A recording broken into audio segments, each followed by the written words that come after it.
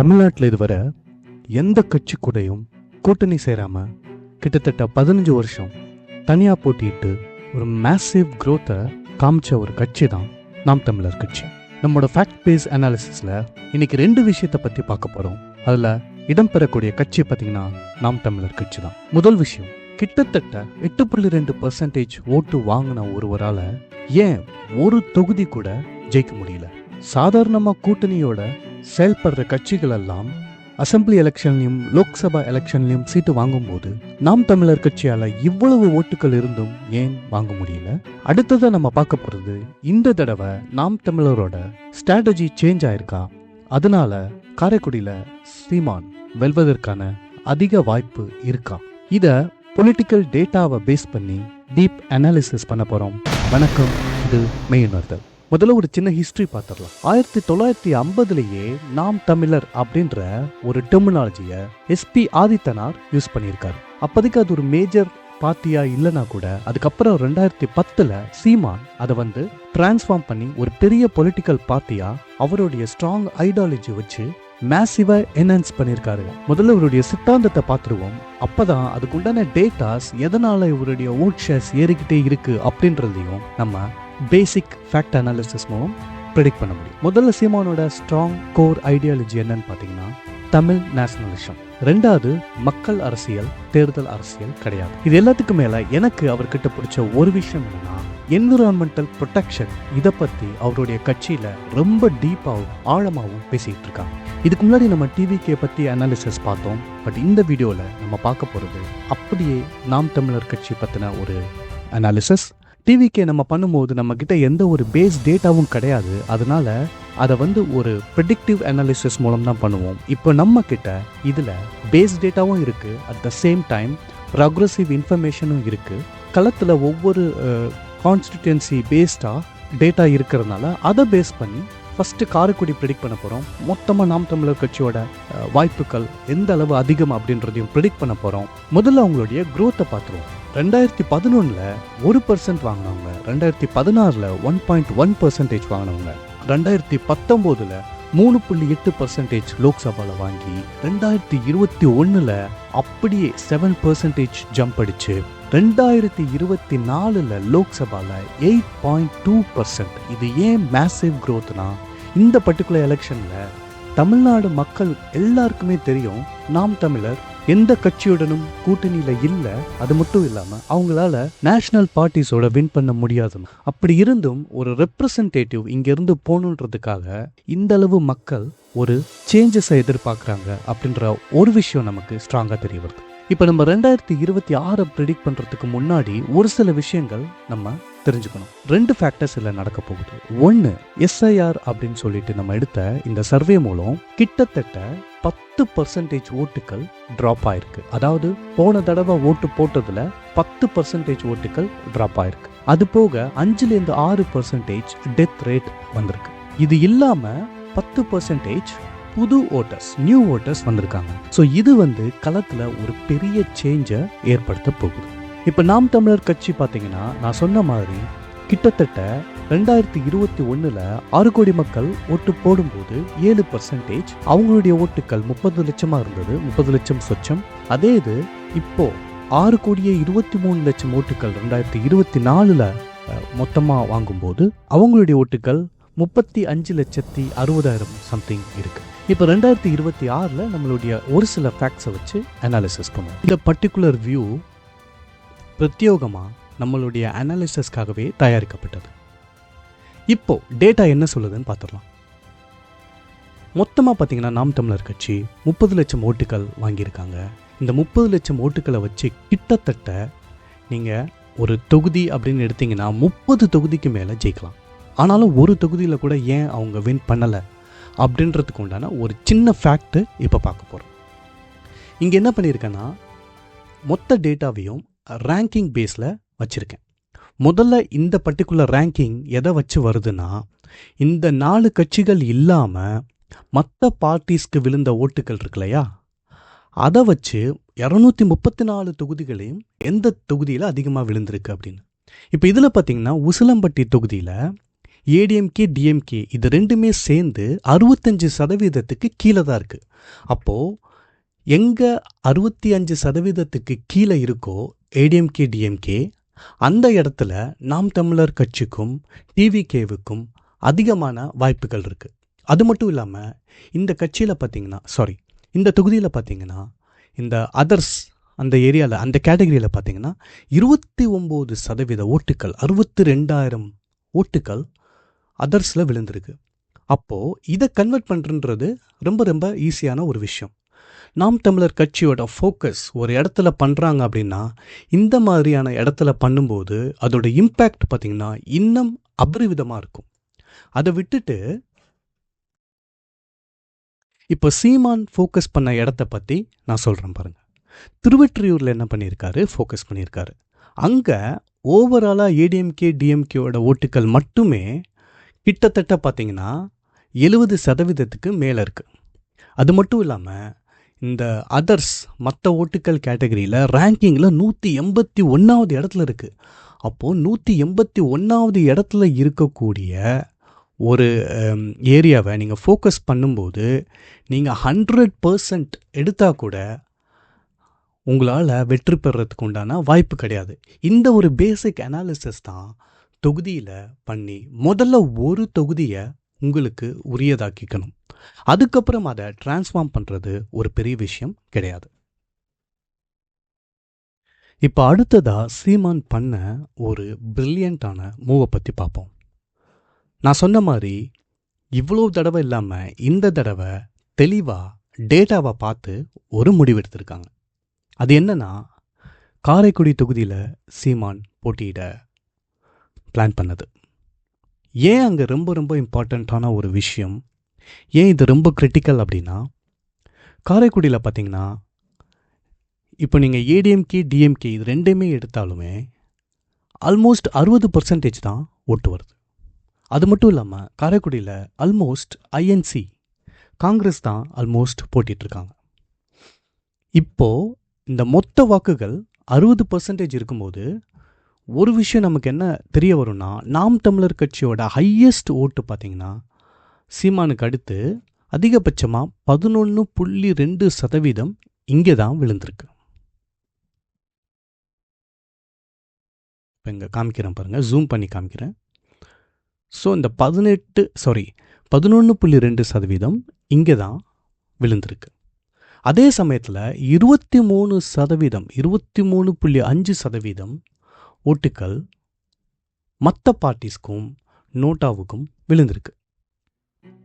But எலெக்ஷனில் ஜெயலலிதா போனதுக்கப்புறம் எடப்பாடி வரும்போது அவருடைய தலைமையில் பார்த்திங்கன்னா ஒரு சின்ன டவுட் வந்துச்சு. அந்த சமயத்தில் நிறைய டிரான்ஸ்ஃபர்மேஷனும் நடந்துச்சு. ரெண்டாவதாக இந்த தொகுதியில் போட்டியிடுற கரண்ட் சிட்டிங் எம்எல்ஏ அவங்க பார்த்திங்கன்னா நல்ல எக்ஸலண்ட்டான மார்ஜினில் வின் பண்ணியிருக்காங்க. ஸோ ஒரு சில சேலஞ்சஸ் இருந்தாலும் பட் ஓவர் கம் பண்ணுறதுன்றது it is not a big deal. இப்போ நம்மளுடைய ரேங்கிங் படியே பார்த்தீங்கன்னாலும் அந்த அதர் பார்ட்டிஸ்க்கு இருக்கிறதுல ரேங்கிங்லேயே இதுதான் பார்த்தீங்கன்னா நம்பர் 3. ஸோ 2 அட்வான்டேஜும் நம்ம சொன்ன மாதிரி இருக்குது. ஆனால் கிரவுண்ட் ரியாலிட்டியில் நம்ம பார்க்க வேண்டிய ஒரு விஷயம் என்னென்னா, டிவிகே அவங்களும் புதுசாக வராங்க. ஸோ மக்கள் மாற்றத்தை விரும்பும்போது 2 விதத்தில் இது போகும். ஒன்று, நாம் தமிழர் கட்சி அவங்களுடைய ஸ்ட்ராங் ப்ரெசன்ஸ் இருக்குது, ஏற்கனவே 23,000 ஓட்டுக்கள் வாங்கியிருக்காங்க. ஸோ அதை பேஸ் பண்ணி பார்க்கும்போது கண்டிப்பாக இந்த ஓட்டு குறையறதுக்கு உண்டான வாய்ப்பு கிடையாது. ரெண்டாவது, காரைக்குடிக்கு உள்ள இப்போ போய் டீட்டெயில்டாக பார்த்தோம்னு வச்சுக்கோங்களேன், இந்த டேட்டா தான் உங்களுக்கு கம்ப்ளீட்டாக காரைக்குடியில் விழுந்த எல்லா ஓட்டுகளும் உள்ள கட்சிகளும் யார் வாங்கியிருக்காங்கன்றது. கிட்டத்தட்ட 2,12,456 ஓட்டுகள் விழுந்திருக்கு. அதில் போட்டியிட்டவங்க பார்த்திங்கன்னா நோட்டா மற்ற கட்சிகள் எல்லாம் சேர்ந்து ஒரு 5,050 ஓட்டுகள் மட்டும்தான் விழுந்திருக்கு. மக்கள் நீதி மையம் 8,300 விழுந்திருக்கு. ஸோ இந்த மக்கள் நீதி மையம் ஓட்டுக்களை நம்ம என்ன பண்ணணும்னா பாதி பாதியாக பிரிக்கணும். ஏன் பாதி பாதியாக பிரிக்கணும்னா, ஆல்ரெடி மக்கள் நீதி மையத்துக்கு வந்தவங்க ஏடிஎம்கே டிஎம்கேல ஓட்டு போட விருப்பம் இல்லாமல் வந்தவங்க, அந்த மாதிரி வந்தவங்க மறுபடியும் கமல் போனதுக்கப்புறம் கமலுடைய ரசிகராக இருந்தாலும் போடுவாங்களா அப்படின்றது டவுட்டு தான். ஸோ கமலுக்கு ஆல்டர்னேட்டாக விஜய் வந்திருக்கிறதுனால, அதே சமயத்தில் நாம் தமிழர் கட்சி அங்கே ப்ரெசன்ஸ் ரொம்ப அதிகமாக ஆல்ரெடி இருக்கிறதுனால, ஸோ ஒரு 20% மட்டும் டிஎம்கேக்கு வச்சுக்கிட்டு 80% நம்ம என்ன பண்ணணும், 40% நாம் தமிழர் கட்சிக்கும் 40% டிவிகேவுக்கும் தான் கொடுக்க முடியும்.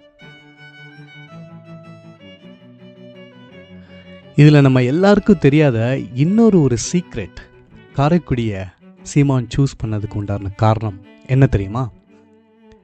நம்ம சொன்ன மாதிரி இந்த ஓட்டுக்கள் 29% ஓட்டுக்கள் நான் அதர்ஸ்ன்னு போட்டிருந்தாலையா, அது அம்மா மக்கள் முன்னேற்ற கழகம், அதுலேருந்து தான் மெஜாரிட்டி ஆஃப் ஓட்டுக்கள் வருது. பட் இந்த ஓட்டுக்கள் மறுபடியும் ஏடிஎம்கேவுக்கு போகுமா, பிஜேபிக்கு போகுமா அப்படின்னு கேட்டிங்கன்னா பெரிய கொஸ்டின் மார்க். ஸோ இந்த அம்மா மக்கள் முன்னேற்ற கழகத்தில் இருக்கக்கூடிய ஓட்டுக்களை 20% மறுபடியும் ஏடிஎம்கேவுக்கு போகுதுன்னு வச்சுக்கிட்டிங்கனாலும், மீதி இருக்க 80% 40 நாம் தமிழர் கட்சிக்கும் 40 டிவிகேவுக்கும் நம்ம ஈக்குவலாக டிஸ்ட்ரிபியூட் பண்ணலாம். இப்போது ஓவரால் ப்ரெடிக்ஷனை பார்த்துருவோம். ஏற்கனவே சீமான் வாங்கின ஓட்டை பேஸ் ஓட்டாக வச்சுக்கிறேன். அஃப்கோர்ஸ் நம்ம கன்சிடர் பண்ண வேண்டிய சில விஷயங்கள் இருக்குது, அதை பார்ப்போம் ஒன் பை ஒன்னாக. இந்த எலெக்ஷனில் நான் ஏடிஎம்கே டிஎம்கேவோட ஓட்டுக்களை இவங்களுக்கு போடலை. பட் ஆனால் அதர்ஸ் அந்த ஓட்டுக்களை ஒரு ரேஷியோவில் பிரித்து 20-40-40ன்னு போட்டிருக்கேன். ஏன்னா ஆல்ரெடி அவங்க எல்லாம் ஏடிஎம்கே டிஎம்கேவை விரும்பாமல் ஓட்டுக்கள் வேறு கட்சிக்கு போட்டதுனால வாய்ப்புகள் இவங்களுக்கு 40% இன்க்ரீஸ் பண்ணியிருக்கேன். அதுக்கப்புறம் டெடிக்கேட்டடாக இந்த மக்கள் நீதி மையத்தில் இருந்து வரக்கூடிய ஓட்டுக்கள் மட்டும் தனியாக போட்டிருக்கேன். ஏன்னா அந்த ஓட்டுக்களும் டிஎம்கேக்கு எந்த அளவு போகும்னு நமக்கு தெரியாது. அந்த 2 கட்சிக்கு மாற்றாக தான் போட்டாங்க. பட் விஜய் அண்ட் நாம் தமிழர் ஆல்டர்னேட்டிவாக இருக்கிறதுனால அதே 20-40-40 ரேஷியோ எடுத்து அதையும் போட்டிருக்கோம் நம்ம. அதனால் நம்மளுடைய பேஸ் ப்ரெடிக்ஷன் அப்படின்னு பார்த்திங்கன்னா 23,000 இருந்து 43,000 சீமானுக்கு வர்றதுக்கு வாய்ப்பு இருக்குது. ஏன்னா திருவொற்றியூரில் கூட நம்ம அனாலிசிஸ் பண்ணும்போது அதில் எந்த விதமான ப்ரீவியஸ் ரெக்கார்டும் இல்லாமல் அவர் நிற்கிறதுனால கேண்டிடேட் வெயிட்டேஜை பேஸ் பண்ணி அந்த ஜம்ப் பயங்கரமாக இருந்துச்சு. இப்போ நான் ஒரு ஆவரேஜான கேல்குலேஷனில் தான் போட்டிருக்கேன். But probably at the final end உங்களுக்கு ஒரு ஐடியா கிடைக்கும்னு நினைக்கிறேன். அடுத்ததாக எஸ்ஐஆர் அப்புறம் டெத் ரிமூவல். ஏன்னா இந்த வாட்டி அதிகபட்சமாக 10% கிட்ட ஓட்டுக்கள் ரிமூவ் பண்ணப்பட்டிருக்கு எஸ்ஐஆர் மூலம். அதனால அதோட ரேஷியோ இதில் இம்பேக்ட் பண்ணும் கண்டிப்பாக. அதையும் உள்ளே இன்க்ளூட் பண்ணியிருக்கேன். அடுத்ததாக ப்ரெடிக்ஷன் ஆஃப்டர் எக்ஸ்க்ளூஷன். ஸோ இது எல்லாத்தையும் போட்டு இதை ஓட்டுக்களை ரிமூவ் பண்ணதுக்கு அப்புறம் வரக்கூடியது இந்த அமௌண்ட்டு.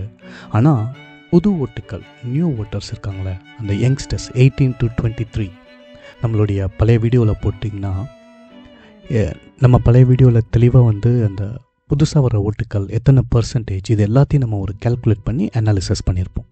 ஸோ அதுபடி என்ன பண்ணுறோம், இத்தனை ஓட்டுக்களை இந்த பர்டிகுலர் தொகுதியில் 2 லட்சம் ஓட்டுகளுக்கு தகுந்த மாதிரி ரிமூவ் பண்ணுறோம். ஏன்னா அதுதான் டோட்டல் கெப்பாசிட்டி.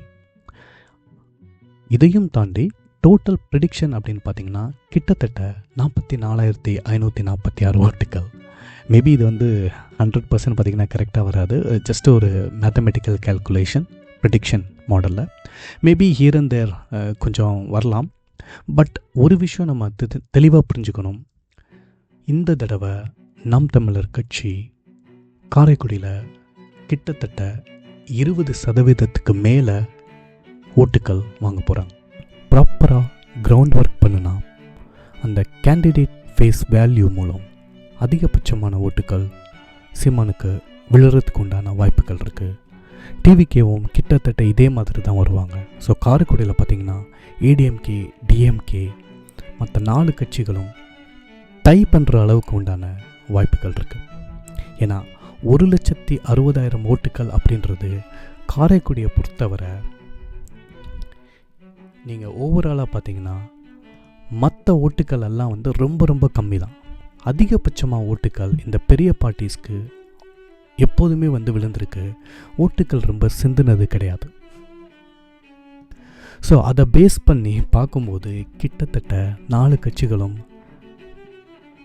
ரொம்ப நெக் ஆஃப் த மொமெண்ட்டில் வந்து நிற்குன்னு தோணுது.